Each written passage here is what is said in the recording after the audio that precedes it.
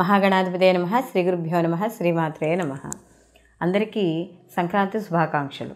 అయితే సంక్రాంతి నుంచి మనకి రవి అంటే సూర్యభగవానుడు మకరంలోకి ప్రవేశించడం అనేది జరుగుతుంది. అయితే ఇక్కడ సూర్యభగవానుడు ప్రతి మాసమునందు కూడా ఒక్కొక్క రాశి యందు సంచారం చేయడం అనేది జరుగుతోంది.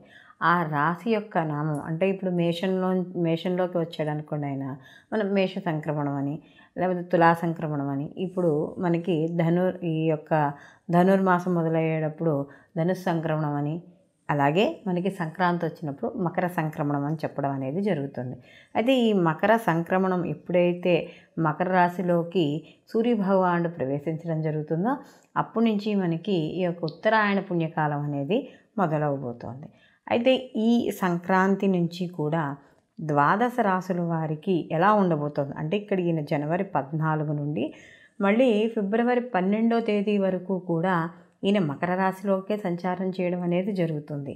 ఇలా సంచారం చేస్తున్నప్పుడు ద్వాదశ రాశుల వారికి కొంతమందికి అనుకూలంగాను, కొంతమందికి కొద్దిగా వ్యతిరేకంగాను, అంటే పనుల ఆలస్యమనో ఏవో ఒకటి కొద్దిగా, అంటే వాళ్ళ యొక్క రాశి నుండి ఆ సూర్యభగవానుడు ఉన్న రాశినికి ఎన్నో స్థానం అవుతుందో చూసుకొని శుభస్థానం అయితే శుభ ఫలితాలు, ఆ ఉండే స్థానం కొంచెం వాళ్ళకి వ్యతిరేకంగాను, అశుభ స్థానం అయితే వ్యతిరేక ఫలితాలు ఉండడం అనేది జరుగుతుంది. అయితే ఈ సూర్యభగవానుడు అనేది ప్రత్యక్ష భగవానుడు కాబట్టి ఈయన ఆరాధన చేయడం ద్వారా కూడా, అసలు ఈయనకి ఎటువంటి ఆరాధన చేయడం ద్వారా ఈ ద్వాదశ రాశుల వారు శుభ ఫలితాలు పొందవచ్చు అనే విషయాన్ని మనం ఇప్పుడు తెలుసుకుందాం. కుంభరాశి వాళ్ళకి చూసుకున్నప్పుడు వ్యయస్థానంలో ఈ యొక్క రవి సంచారం చేయడం అనేది జరుగుతుంది.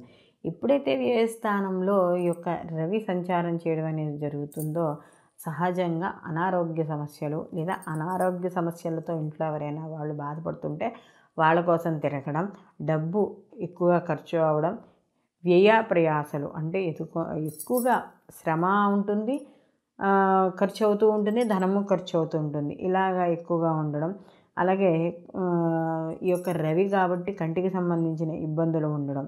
అయితే వీళ్ళకి ఏమవుతాడు, కుంభరాశి వాళ్ళకంటే సప్తమాధిపతి అవుతాడు కాబట్టి సప్తమ స్థానం సహజంగా కళత్ర స్థానం అని చెప్తామంటే, కళత్ర పరంగా ఖర్చులు అంటే భార్య లేక భర్త వల్ల ఖర్చులు కావచ్చు. అవి ఎలాంటి ఖర్చులు అవ్వచ్చు, ఏదైనా ఒక బట్టలు కొనుక్కోవడం విషయంలో కావచ్చు, అనవసరమైన ఖర్చులు కావచ్చు, అనారోగ్య సమస్యలకు సంబంధించినవి కావచ్చు, ఏవైనా సరే ఖర్చులు అనేవి మాత్రం తప్పనిసరిగా ఈ కుంభరాశి వాళ్ళకి కనబడుతున్నాయి.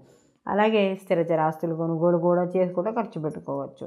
అలాగే భాగస్వామి వ్యాపారాలు ఏవైతే చేస్తున్నారో వాళ్ళకు కూడా చిన్న చిన్న ఒడిదుడుకులు అనేవి తప్పనిసరిగా ఈ మకర రాశిలో రవి సంచారం చేస్తున్నంతసేపు కూడా కనపడుతుంది. కాబట్టి వీళ్ళు వాళ్ళ యొక్క ప్రొఫెషనల్ పరంగా, ఉద్యోగపరంగా, వృత్తిపరంగా ఎదగాలనుకుంటే మాత్రం తప్పనిసరిగా సూర్య ఆరాధన చేసుకోవడం, అలాగే సూర్యుడికి సంబంధించిన ధాన్యాలు దానం ఇవ్వడం, ఏదో గోవుకి పెట్టడమనో ఇలాంటివి ఏవి చేసినా కూడా సత్ఫలితాలను పొందడం అనేది జరుగుతుంది.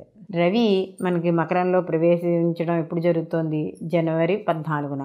ఈయన ఫిబ్రవరి 12 వరకు కూడా మకర రాశిలో సంచారం చేస్తున్నాడు. అండ్ ఈ సంచారం చేస్తున్నంతసేపు కూడా ద్వాదశ రాశుల వారికి ఎలా ఉంటుంది అని కూడా మనం తెలుసుకున్నాం. అయితే ఇక్కడ ప్రత్యక్ష భగవానుడు మనకి చెప్పింది మనం అనుకున్న సూర్య భగవానుడి కాబట్టి ఈయన ప్రతీ నెల మారుతున్నా కూడా ఆయా రాశుల వాళ్ళకి, ద్వాదశ రాశుల వాళ్ళకి శుభాశుభ ఫలితాలు మిక్స్ అయి ఉంటాయి కాబట్టి మనం చెప్పుకోవడం అనేది జరుగుతోంది. అయితే వీటితో పాటుగా మీకు ఏదైతే మీకు జన్మ జాతకం ఉందో మీరు పుట్టిన సమయానికి ఆ జన్మ జాతకాన్ని కూడా పరిశీలన చేసుకున్నప్పుడు మనకి పూర్తి ఫలితాలు లభిస్తాయి. అలాగే ఈ యొక్క తెలుసుకునేవి దేనికయ్యా అంటే ఈ గోచార ఫలితాలు ఒక అవగాహన. ఏదైనా ఒక మనిషి సహజంగా ఒక పని చేస్తున్నప్పుడు ఎలా అనిపిస్తుంది మనకి, ఏదైనా ఒక మంచి పని చేస్తున్నప్పుడు అబ్బాయి ఇప్పుడు నాకు ఈ సమయం బాగుందో లేదో, నేను ఈ పని మొదలెడితే నాకు లాభమా నష్టమా, లేకపోతే నేను ఈ యొక్క ఎప్పటి నుంచో చేయాలనుకుంటున్నాను ఈ పని, దీనివల్ల ఎంతవరకు నాకు కలిసి వస్తుంది,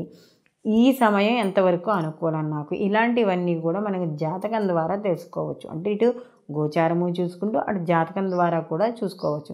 అప్పుడు అలా చూసుకోవడం వల్ల ఏమవుతుంది, మంచి సమయం ఉంటే పర్వాలేదు, లేదా ఏది అనుకూలం అంటే అది వివాహానికి కావచ్చు, లేకపోతే ఇల్లు కొనుక్కోవడానికి కావచ్చు, ఏదైనా ఒక వ్యాపారం మొదలుపెట్టడానికి కావచ్చు, కొత్తగా ఏదైనా ఒక సాధించాలి జీవితంలో అని అనుకున్నప్పుడు సాధించాలనుకునే దానికి క్రమంలో ఎటువంటి ఆటంకాలు, అడ్డంకులు, ఇబ్బందులు లేకుండా ఈ మన జాతకం అనేది, అంటే మనం పుట్టిన సమయానికి ఏదైతే జన్మ జాతకం ఉందో ఆ జన్మ జాతకంతో పాటు ఈ యొక్క గోచారం కూడా, మనకి ఉండే గ్రహాలు కూడా మనకి రెండింటిని మనం క్లబ్ చేసుకోవడం వల్ల మనకి కరెక్ట్ ఫలితాలు రావడం అనేది జరుగుతుంది. కాబట్టి ఈ రవి మనకి మకరంలో ప్రవేశించడం ఎప్పుడు జరుగుతుంది?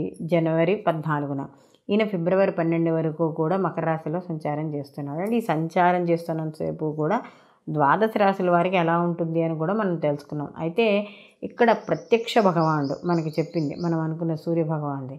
కాబట్టి ఈయన ప్రతీ నెల మారుతున్నా కూడా ఆయా రాశుల వాళ్ళకి, ద్వాదశ రాశుల వాళ్ళకి శుభాశుభ ఫలితాలు మిక్స్ అయి ఉంటాయి. కాబట్టి మనం చెప్పుకోవడం అనేది జరుగుతోంది. అయితే వీటితో పాటుగా మీకు ఏదైతే మీకు జన్మ జాతకం ఉందో మీరు పుట్టిన సమయానికి, ఆ జన్మ జాతకాన్ని కూడా పరిశీలన చేసుకున్నప్పుడు మనకి పూర్తి ఫలితాలు లభిస్తాయి. అలాగే ఈ యొక్క తెలుసుకునేవి దేనికయ్యా అంటే ఈ గోచార ఫలితాలు ఒక అవగాహన. ఏదైనా ఒక మనిషి సహజంగా ఒక పని చేస్తున్నప్పుడు ఎలా అనిపిస్తుంది మనకి?